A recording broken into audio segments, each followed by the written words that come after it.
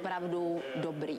Nejdřív chtěli mluvit s novinářema, potom jakože zase nechtěli mluvit, pak zase chtěli a nakonec z toho ve finále vylezlo, že Dave, zpěvák, prostě má chřipku, jo. Nechme na hlavě, no. A tak koncert proběh teda v podstatě asi, co je důležitý, že s váma, když jste byli v tomhle nesmyslném pořadu nějak vylosovaný, takže se ty depešáci setkali, tak se na to snad podívejte, no.